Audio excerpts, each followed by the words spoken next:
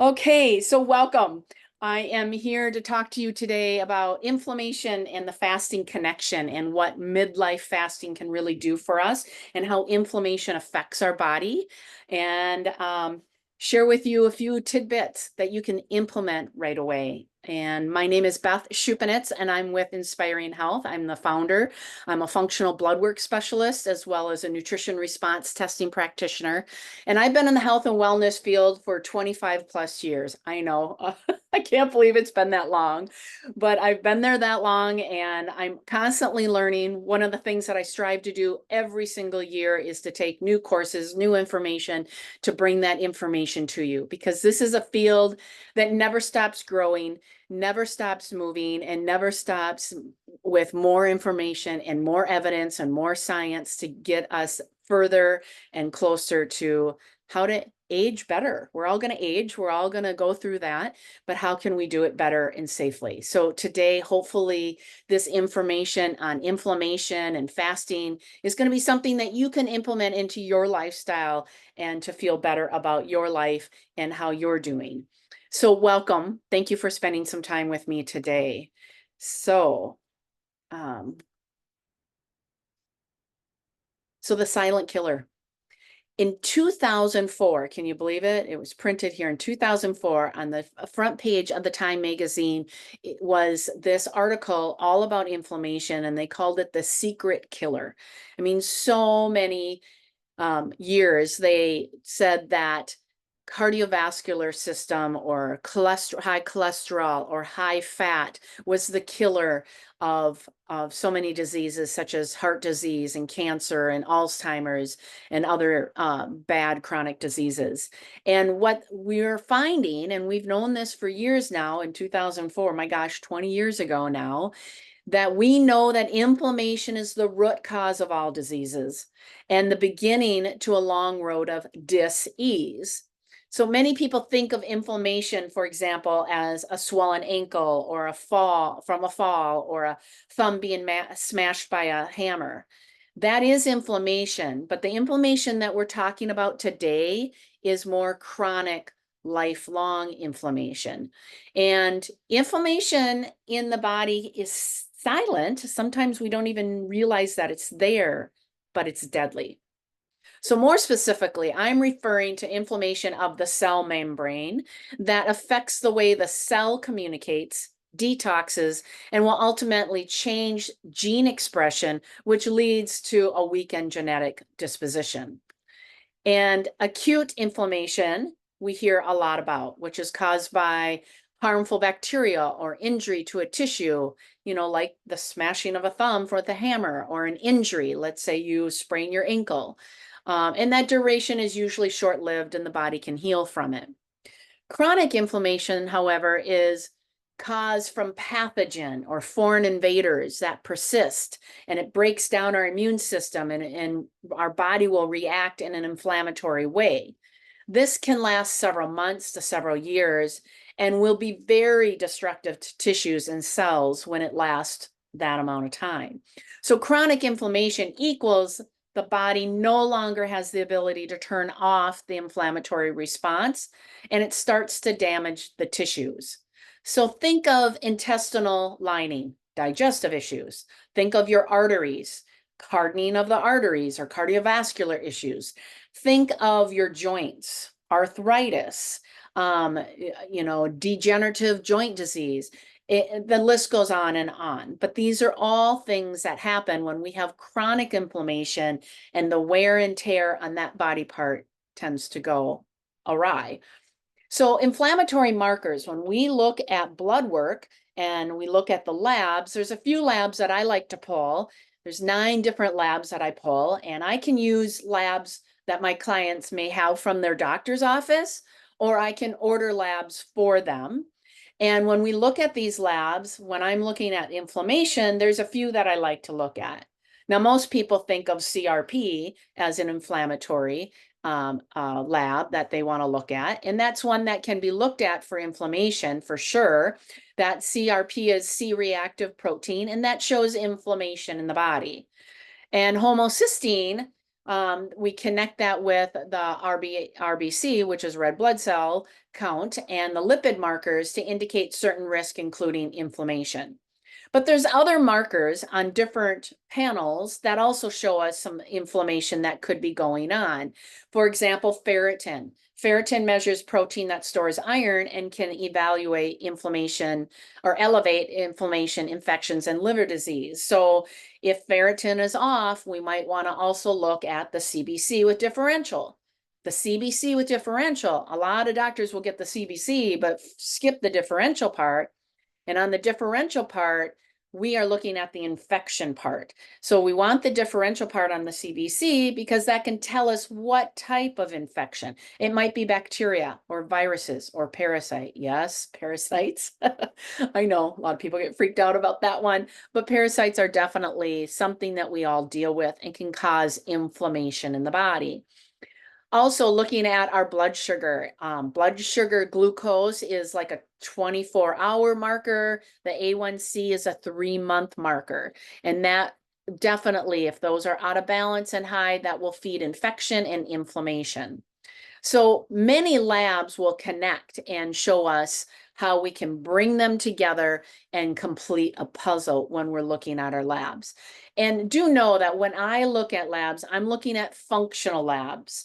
So medical numbers are very broad. Functional ranges are much more narrower. So if you see me in my visual here, very big, large ranges for the medical ranges, but the functional ranges are much more narrower and smaller. And that's where we find the hidden infections and deficiencies and imbalances that are going on in the body that may be causing inflammation to be chronic and causing disease from there.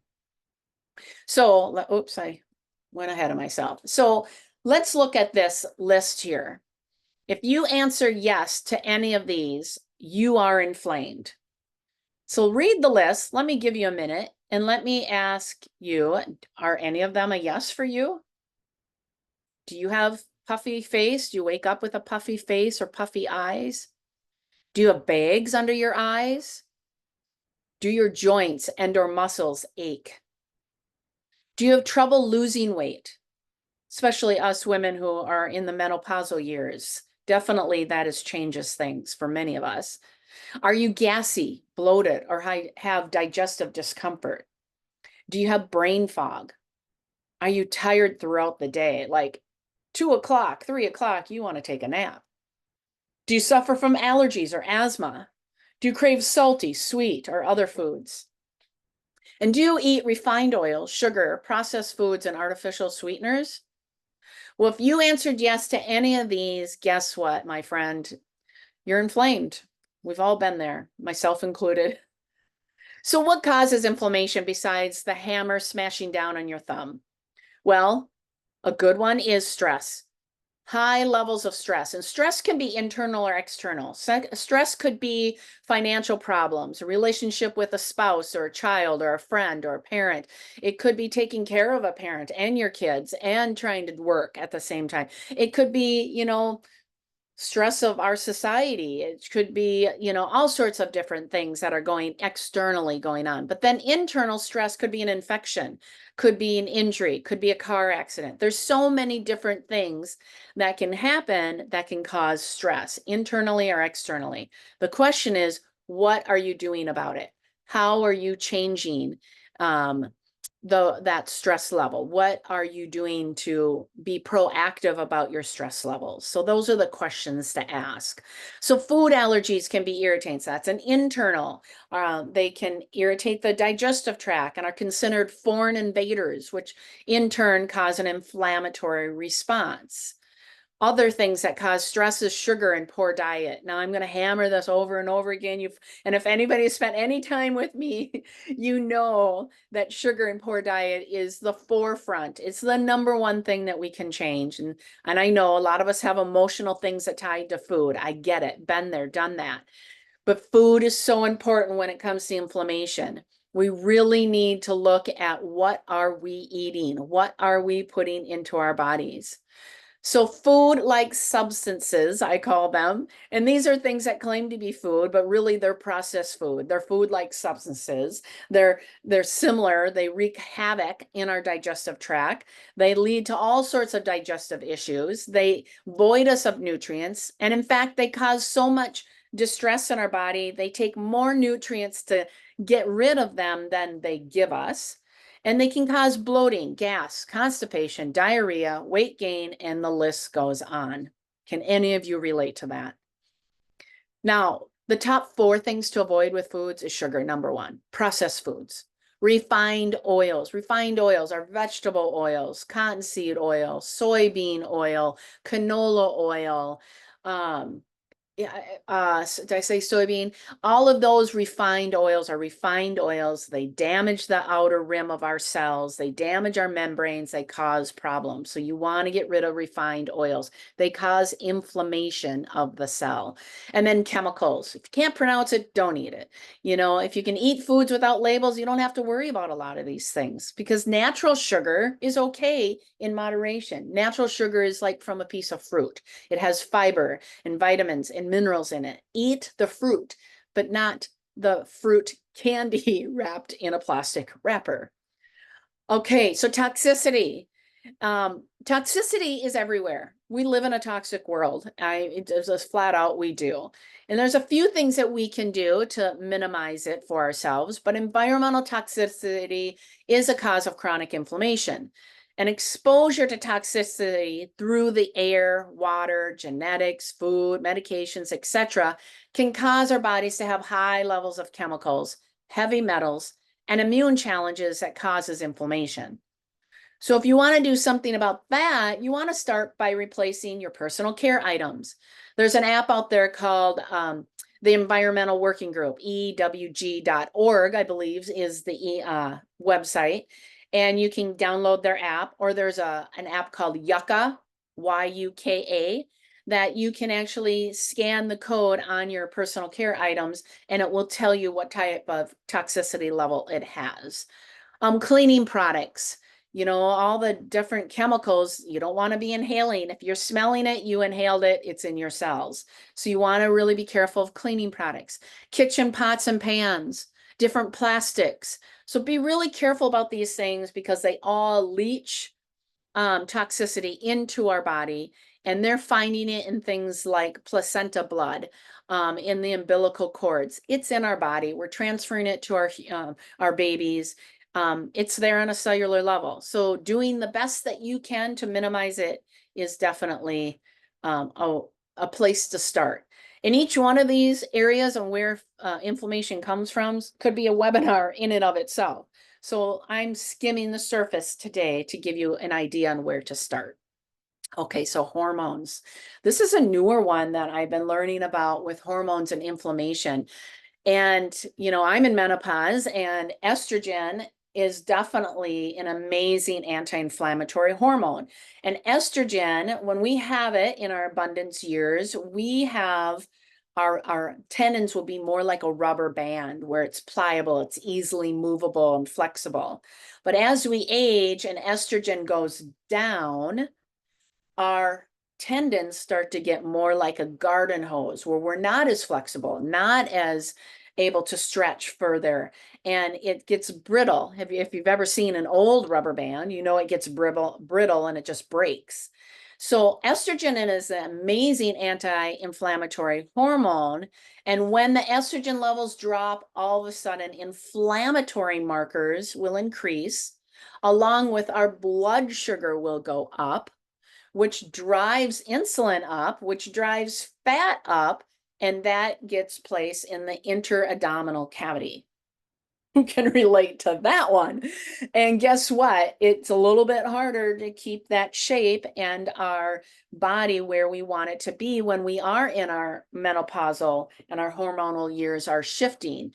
So it's even more important to really watch that sugar load. It's more important to increase our minerals so we can keep ourselves a little bit more pliable. It's more important to get that protein up so we can build protein with clean cells. All of these things happen when we're in menopause. So Insulin resistant will also increase, and it is more pro-inflammatory as our estrogen is going down.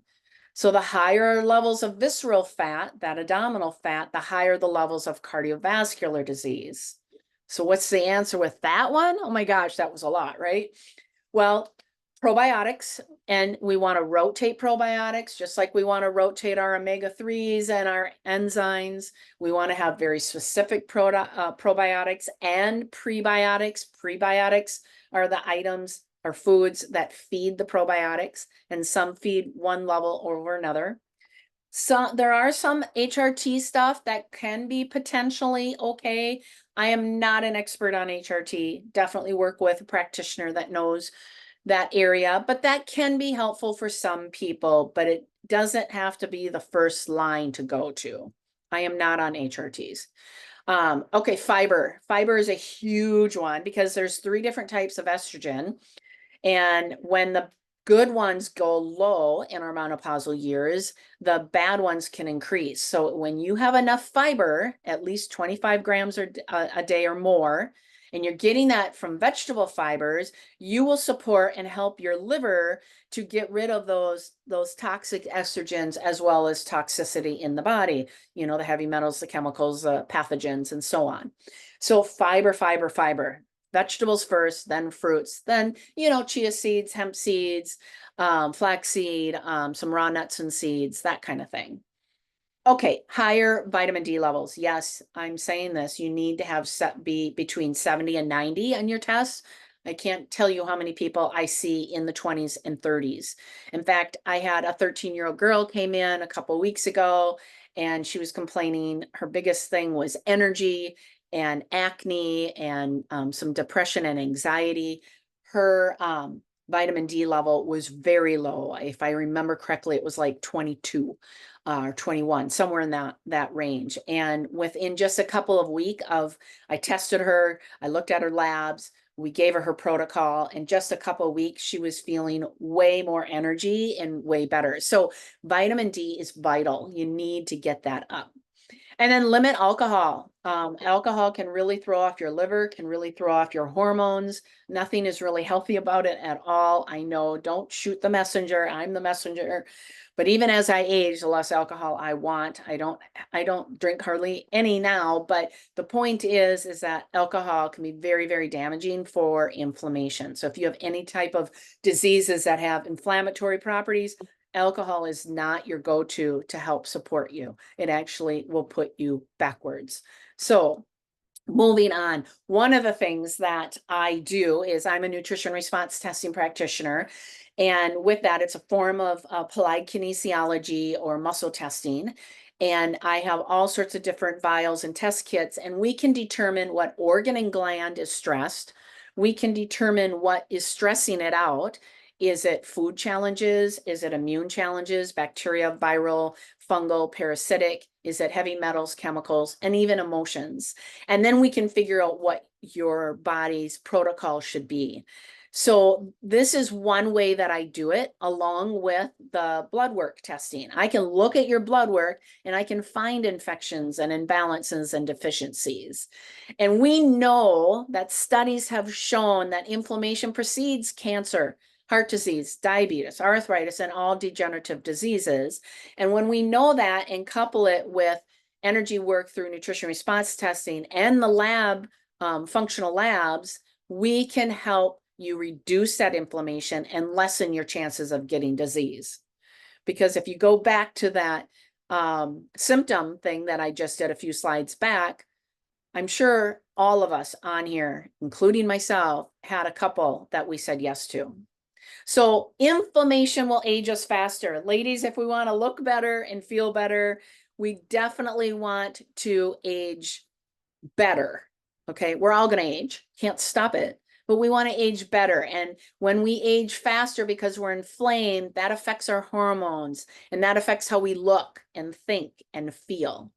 So by lowering inflammation of the body, you will dramatically lower the risk of developing chronic disease. It's been proven over and over. So what are the top ways to protect yourself and to lower your inflammation risk? Well, number one, eat real foods in balance. And again, if you've worked with me, you know I'm a broken record. What's your protein? What's your fat? And what's your colorful carbs? Colorful carbs are veggies first. Your proteins, there's good proteins, bad proteins, there's good fats, there's bad fats. And when you work with me, I help you define that and dig deep and know how to read labels and understand how to design your plate and meal plan for you and your family. One of the ways that is simple to do it is do my 7-day sugar cleanse. For all of you on the webinar today, you get it 50% off. You go to easysugarcleanse.com, and this gives you recipes and shopping lists and all the meal plans, how to plan it all out. And there's pre-recorded calls on there for education and purposes.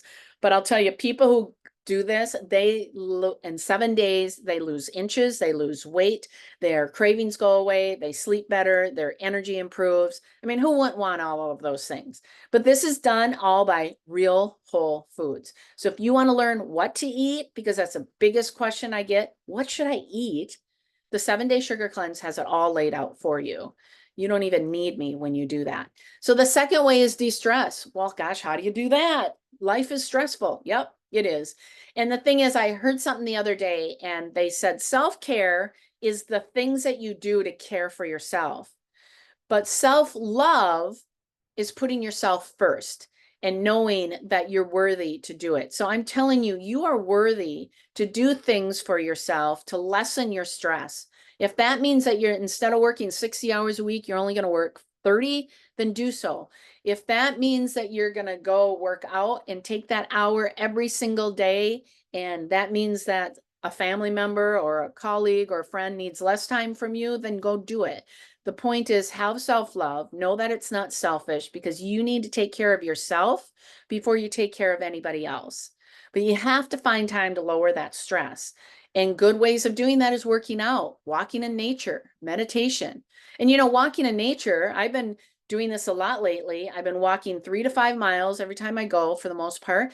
And a lot of times I'm either calling a friend on the phone and walking and talking, or I'm inviting them to meet me at a new location and walk. And that way I get to be with a friend and be in nature. And there's sometimes I just go by myself because I just need to be alone. So yoga, reading, listening to music, painting. You guys know this. This is something that I'm sure many of you could probably add to this list. It'd be fun just to have a call on just ways to distress. So this is super important. It needs to be done daily. Now, another way is that we need to get our sleep in. So get 7 to 10 hours or 7 to 8 hours of sleep minimum. If you could get 10, that'd be great too. But develop a sleep routine, meaning you're going to get to bed at the same time or roughly the same time every night. You're going to remove the screens 1 hour before you get to bed, so you don't have that blue light on your face and on your pineal gland as you're looking at it, because the blue light can really mess with our melatonin production, our circadian rhythms. We want to stop eating after 6 p.m. We want to stay in a dark, cool, quiet room to sleep in and limit caffeine. Okay, these are all things to have good sleep hygiene and really work on that. Super important. Don't forget about your sleep. Taking nutritional supplements to bridge that gap from what you get from your foods and what you don't get is absolutely foundational. Why is it? Because we live in a toxic world, and we live in a society where our soils aren't being cared for the way that they should be. We're using more pesticides and herbicides and hormones in our foods, and their foods may have to travel a long way, so therefore they're picked before they're ripe. So our foods are void of a lot of nutrients compared to a couple generations ago. So it is imperative to supplement. Now, I wouldn't just go to Costco or Walgreens or Walmart and buy your supplements, because majority of those supplements are not going to be vetted that they can guarantee the purity, the potency, and contamination free. All supplements that I work with are only sold to practitioners. They are third-party guaranteed. They have purity, potency, and contamination testing to know that for sure that there is no heavy metals or molds or anything like that in the product. So it is super, super important to make sure you're getting a good regimen. And I would definitely use someone like myself, a nutrition response testing practitioner, to test you to customize a program for you. But if you're looking just for foundational stuff, I mean, need a good fish oil or omega, vitamin D, and a multivitamin mineral product. But make sure it's quality. That is important. Don't buy from Amazon either, because there's a lot of fraud on Amazon in the supplement world. Exercise, move that body, move the body. Any movement that is fun and pleasurable counts. So dancing, line dancing. I've been doing that now with my friends. We found a place nearby that we can go country line dancing for an hour once a week. And it's just a fun way for friends to get together and we do something different. Walking, yoga, hiking, biking, swimming, dancing in your living room. I don't care what it is, just do it. Move the body. Super important for reducing inflammation. And then we need to detox, but detox needs to be done right. And there's many, many different types of detoxes out there. And the biggest thing is you got to have your pathways open.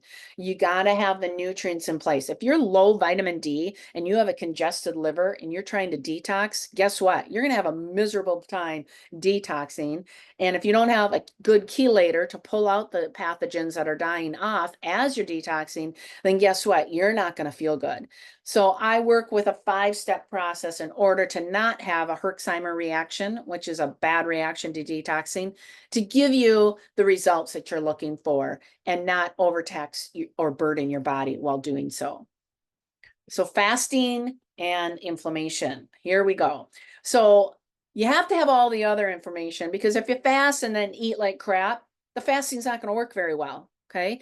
When you fast, if fasting is, there's a fasting time, that is healing. And then there's an eating time, and that's healing. So I just went through a lot of the eating stuff that needs to be done. Now, obviously, was not in great detail. That's for another call, or working with you. But fasting heals. It's been proven by science. Here's a couple different science references I posted from PubMed. And there's way more that you can find for yourself as well. But fasting, we know, extends longevity by reprogramming the metabolic and stress resistant pathways. So there's pathways in our system. And just like I was talking on the last slide, we need to open up pathways and we need to heal those pathways in order for our body to get rid of the things that our body doesn't need. So fasting has the potential to delay the aging process and help prevent and treat diseases while minimizing the side effects caused by chronic dietary interventions. And Walter Longo is a researcher and scientist, and he really put that on the map with all of his research. A positive effect of intermittent fasting has been documented in obesity, diabetics, cardiovascular issues, hypertension, atherosclerosis, if I can say it, and lipid panel, and so much more. So those are some of the things that fasting can do for us, but there's a right way and a wrong way to fast. Men need to fast differently than women. Women especially need to fast differently than men. Women have different hormone cycles, and there's a time to fast and there's a time to feast. And fasting isn't about deprivation, but about eating less often. Okay. I fast all the time, but when I eat, I eat large amounts when I eat and when I'm fasting. And there's sometimes that I am all about feasting. I may feast for several days and then I may fast for several days. So we have to understand there's a metabolic switch that goes on within our cells. And when we fast, we are tapping into the body's inner doctor, or the body's innate ability to heal itself. But it can't do that if we're constantly eating. Now, when I first got into the health and wellness world, I was taught eat every 2 to 3 hours to keep your blood sugar stable and keep your metabolism going. Well, that has now been debunked information, and it's not accurate anymore. It really is not. We should be eating maybe 3 full meals a day, if not maybe 2. And when we eat and get a good portion. That doesn't mean shoving it in and being fast. It means eating a balance of protein, fat, and colorful carbs and getting it in at that time. But we have to have periods that the body is not digesting. And your body starts a fast after 12 hours of no food. So that leads us to the next area is what are the fasting benefits if you go hour by hour? So at hour 12, you're entering the fasted state because it takes that amount of time to break down and utilize the food that we last ate. At 12 hours, the human growth hormone starts to rise. Our blood sugar starts to lower, which is great.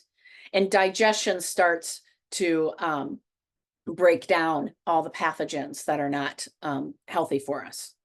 At hours 16 and 18, the fat burning zone starts, and we're going to start burning fat because we don't have any more glucose in our system that we had from just eating or eating from the last 12 hours. So when we've eaten in the past, we've eaten food and then the excess sugar or glucose was stored in our muscles and our organs, our liver. And so at hour 16, 18, the body says, oh, no more glucose is coming in right now. So I'm going to burn the stored fat, which is awesome. Autophagia begins. Now, autophagia, you may not know what that term is, or you may, but autophagia is self-cleaning. It says the body is not have to work on digestion. So I'm going to go clean house. You know, when my kids leave the house, my teenagers, I clean the house. They're gone for a week at camp. I clean the house. I organize closets and cabinets. And it's an amazing how much better the house feels. So autophagia does the same thing on our body. When it doesn't have the food or it's not digesting, it's getting rid of old bad cells. It's getting rid of congestion and pathogens that are just looming around.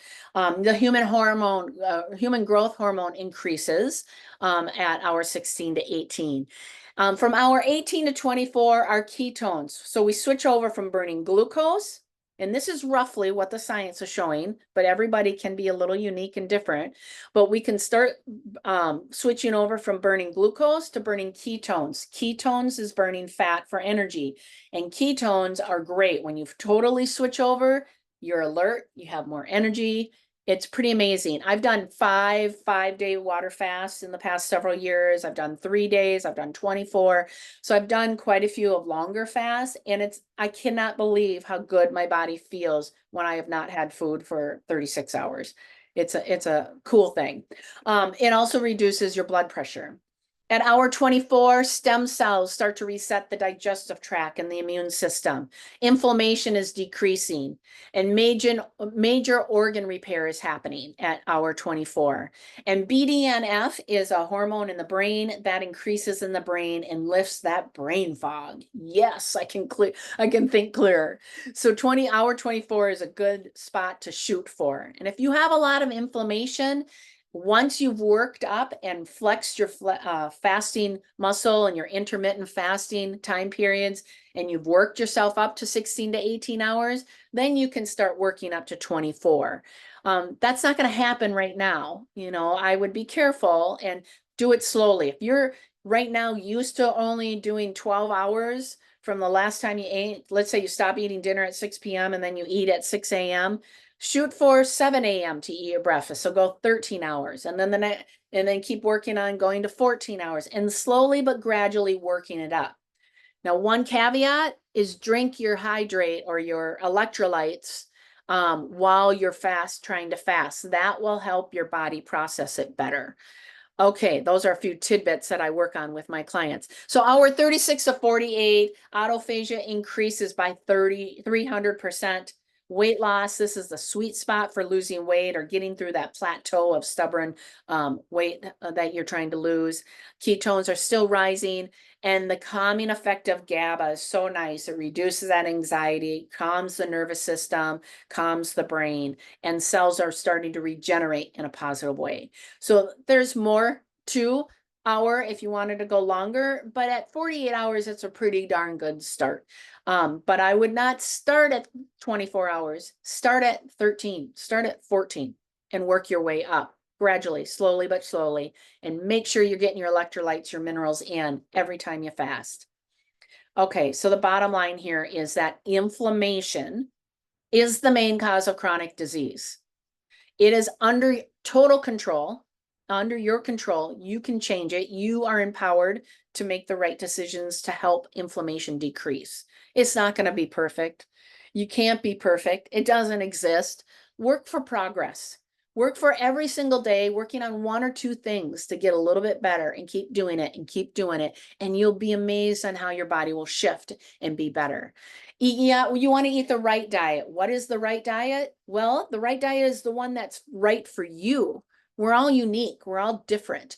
But I can tell you the Mediterranean diet, or eating a protein, a fat, and a colorful carb at every single meal, is definitely going to help everyone along this journey. And you want to have a lifestyle that reduces inflammation. Sleep right, eat right, drink right, poop right, move right, socialize right, create joy. All of those things will help reduce inflammation, repair and restore your cells, repair and restore your gut, and to heal the damage and lower your inflammation. All of this will reduce dis-ease in the body and improve your longevity. And who doesn't want that? So I have a few special offers for you. I don't have the time in front of me, so I don't even know where my time's at. But some special offers that I have for you is that I have a Rise Up program that's going to be launching in September. I'm waiting for my tech people to finish some of that off. But if you want to know about that program and get the information, send me an email. My email is right here, beth@inspiringhealthsolutions.com, and put in the subject line Rise Up. That way I can put you on the list for someone who wants to know about the Rise Up program that will be launching in September. This program is all about teaching you how to fast, when to fast, why to fast, how women do it differently, how to eat, what to eat, when to eat. There's three or four different fasting principles that I teach you. So are you going to do this fast or that fast or this fast? And I teach you how to do it, when to do it, why to do it. There's coaching on lifestyle and accountability. But the biggest thing is I've been doing this Rise Up program. I just put it into a program, but I've been doing this with my clients. And when people do this work, they see lower inflammation. Their blood labs come back better. Their blood sugar lowers. Their cholesterol numbers improve. Their pain goes away. Inflammation is pain. Their pain goes away. The weight goes down. The cravings go away. The bloating goes away. I mean, it's amazing how grandmothers are be able to get on the floor and hang with their grandbabies and get up off the floor without assistance because of working my program. I've had people traveling and they come back and tell me that they don't have to run to the bathroom because they have massive diarrhea on one of the reasons why they came to me. Or one that says, oh my gosh, I went on vacation and I pooped every single day. Okay, yes, we can talk about poop here, but digestively, your bowels tell us a lot about how your body's working. And so it's super important. But these are the people who are doing this type of work that I teach in the Rise Up program, that is a program that I put together for the ones who don't want one-on-one coaching. So this is a group coaching, but you do it at your own pace with help from me on a weekly basis in a group calls format. So that's going to be launching in September. If you want information on that, it's heavy on diet variation and fasting. Email me and write in there, Rise Up, in the subject line. Another offer that I have for you is a 7-day sugar cleanse. A 7-day sugar cleanse is just that. It's 7 days without sugar. And I give you meal plans and recipes and all the things that you want to do to be successful. You can either scan this QR code here, or you can go to easysugarcleanse.com. I automatically set it up so you can get 50% off. So it's only like 47 bucks. Or 37 or something like that. It's not very expensive, but it gives you meal plans. It will give you a start. If you're someone who's just kind of starting, you don't really know where to start, this is a really nice, easy, basic thing to do with yourself or your families. Your family will love the recipes. And in 7 days, people come back. I would say 80% of the people come back and say they've lost inches, less inflammation, sleeping better, less cravings, lost some weight, and they just generally feel better. So it's real foods. This is all about real foods. There's no special diet pills or anything that you have to buy on this. The third offer, and this is the biggest offer, and this is I work virtually or locally in my Minnetonka office. where I will take your labs and you submit them to me. Now I can either order the labs for you and I charge you my cost on the labs, or you can get the labs that you've had from your doctor in the past year and submit them to me. And then I will review them before we meet in person or virtually over Zoom. And I will review your labs through the functional ranges, which will find those hidden infections, deficiencies, and imbalances. I will put together a report of findings for you to tell you what your labs are saying, what you need to do about it, and what a protocol would be. And then I do the nutrition response testing with you in person, or I do it virtually. That can be done virtually. It's called quantum nutrition. And we design a program for you. And you can take that and be done with me, or you can say, you know, I want to know more. I want some accountability, and let's work my program. So that is at 50% off. And my business coach has told me, stop giving 50% off. So this will probably be the last time I give 50% off on this initial session. It's normally $297. You'll get it for 50% off. So if you want that, I would highly suggest you do that now and get that moving for you, because my business coach has been on me for months to not give that big of an offer or raise my rates. So one of the two. I'm much lower than a lot of other health coaches that do what I do. So I just want to give you a forewarning. This probably won't last very long at this steep of a discount. So you can either scan the QR code if you're interested in that, or the website is written here. And if this is like, whoa, my mind is blown, I have too many questions, what's going on here? You can schedule a call with me, and you just go to my website, inspiringhealthsolutions.com, and do /contact, and you can schedule a free call with me for 20 minutes, and we can chat, and I can see how I can support you and see if we're a good fit for each other. And with that being said, I want to remind you that if you don't make time for wellness, you're going to be forced to make time for illness down the road. All of these things are preventable. All of these things are in our control, but it's the daily choices, the daily habits, the daily lifestyle decisions that we make on a daily basis, which either is supporting or creating inflammation or reducing inflammation. It's up to you and what you do and how you do it. And if you need support, I'm here from you. I gave you 3 different options that can help you tremendously.